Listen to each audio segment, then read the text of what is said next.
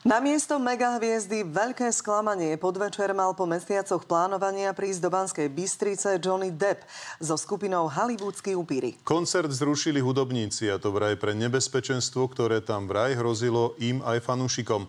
Informovali o tom na sociálnej sieti.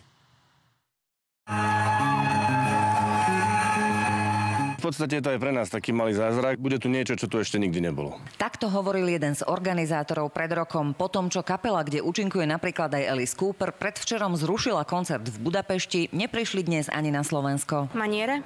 Jasné, chceli sme vidieť Johnnyho Deppa, ale tak aj Alisa Coopera, aj Joea Perryho. My už sme boli na ceste, hej, ale už sme to ani nekontrolovali. Ja som sa ráno pozerala, ráno to bolo ešte OK. Johnnymu odkážeme, že menej piť.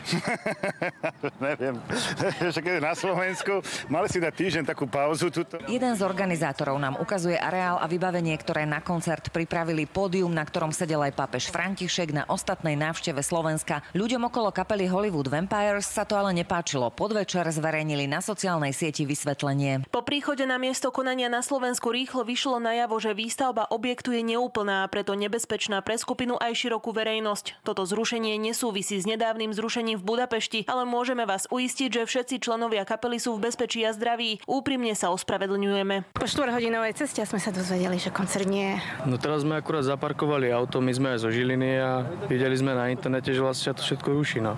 Tak sme sa to dozvedeli. Máme radi Johnnyho Deppa aj túto hudbu.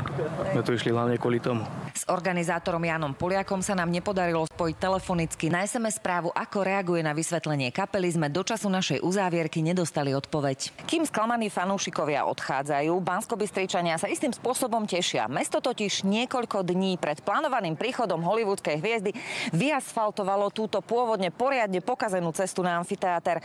Johnnyho Deppa teraz nazývajú aj asfaltérom roka. Oznam o zrušení koncertu však prišiel hodiny pred jeho plánovaným začiatkom, na rozdiel od Budapešti.